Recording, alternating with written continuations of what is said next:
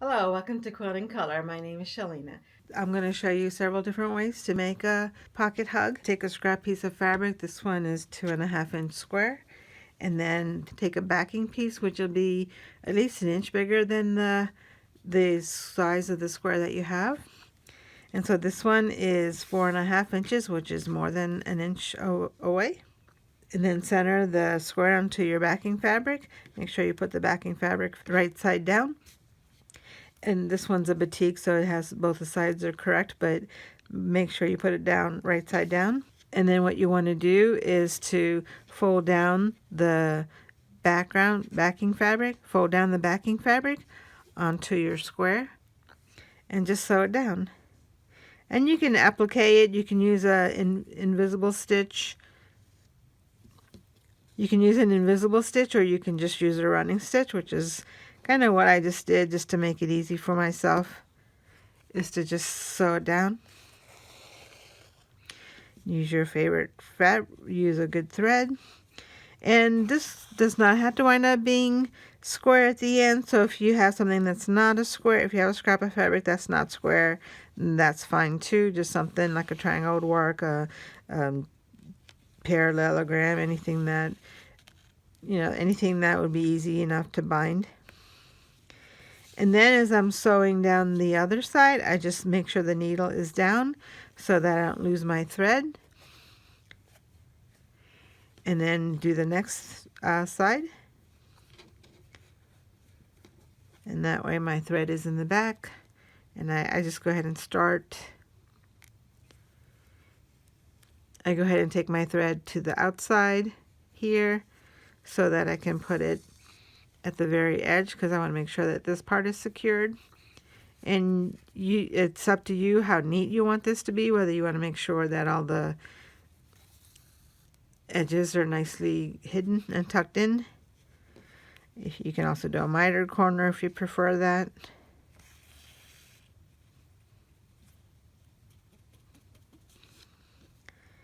I was doing a single thread. There you go. And just sew it down. And your stitches can be as crooked or as straight as you want them to be. I kind of like the whimsy of crooked stitches, but obviously you can make them as clear as you want. And just again put the thread on the outside so it doesn't get lost in the shuffle. And you can also, if you wanted to go straight up here, do this and then go back to secure that more thoroughly.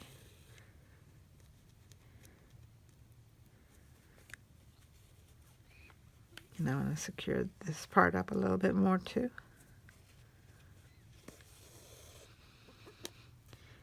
And if you want, you can secure this edge too. I think I did that on the other quilts that I made, so I'll just go ahead and do that. Just do a little whip stitch here. I'm going to take this back inside.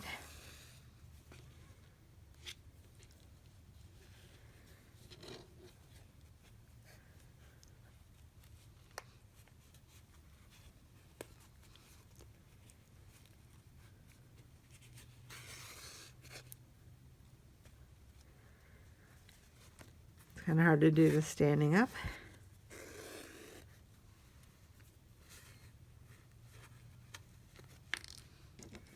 And keeping the little piece in the camera view. That you'll be able to find a comfortable position to do this with. Just put this down. And then do the last side.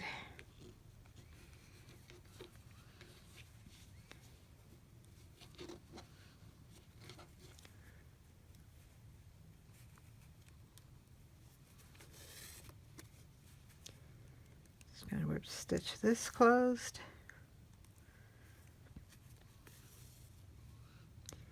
Then come back up here to finish out that last side. This is something you can do by hand or machine. The pocket hug is not as official as, say, some other projects are, so you can make it any shape or any size that you want. It's just something like a token of affection or appreciation or love that you want to give to people who are going to do something like take a test or a job interview or driver's license exam, things like that, or just to go anywhere, go on a trip away from me. Is just something, a remembrance to remind them that you still love them. And if it gets too many layers, and you can just go in one at a time. This one was a little hard to push through.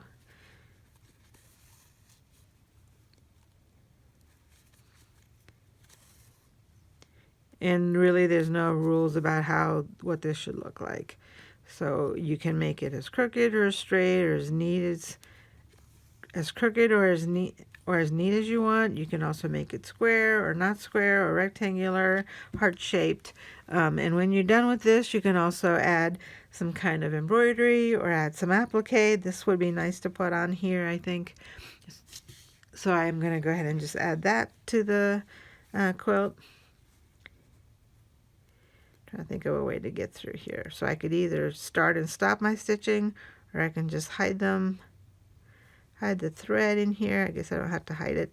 I can walk over to it too.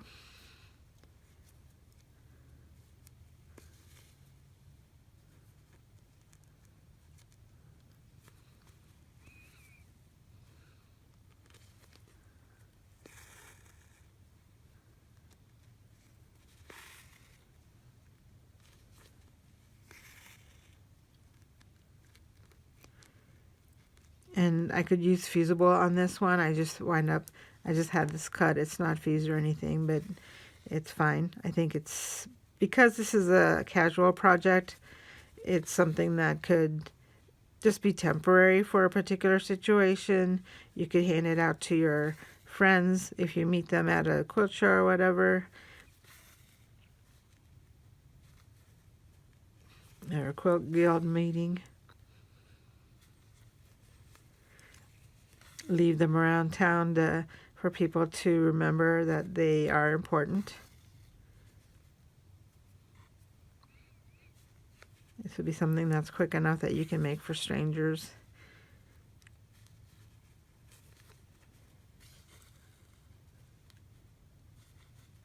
And it's a really good way to use up your scraps. And that way you don't have to worry about how to store these things.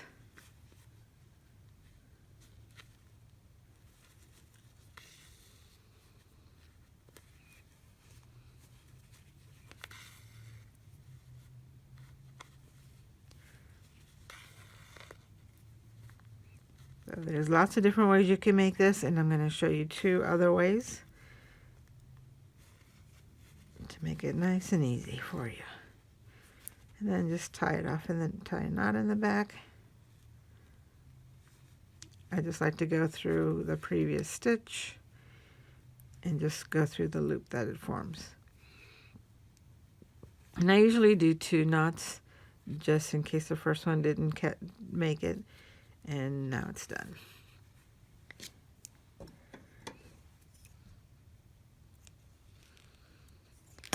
I made 2 other ones this way. You can put your name on the back if you want to, or anything that you want. You can use people's initials. I think that would be a nice way to do that. And here's another couple that I made. This one has embroidered hearts using a chain stitch. And this one has an embroidered heart using a satin stitch. This one's kind of small because it took up so much thread. But you don't have to have hearts. You can add stars or initials or any other kind of motif that is easy enough for you to make. I guess it doesn't have to be an easy project. If you would want to make something more complicated, that's okay too. But these are nice little fun things that are something that somebody can put in a pocket and just have, and just hold on to it when they need some extra reassurance. Usually when people give pocket hugs, they give out a note or a poem to let people know what it's all about. And I've made some for you, and I put them on my Coffee page for free so that you can share your love and friendship throughout your community. I make lots of different types of quilts and lots of different types of quilting videos, and I invite you to subscribe so that you don't miss any of them. Thank you for watching. I appreciate all of your support, and I hope to see you again in the next video.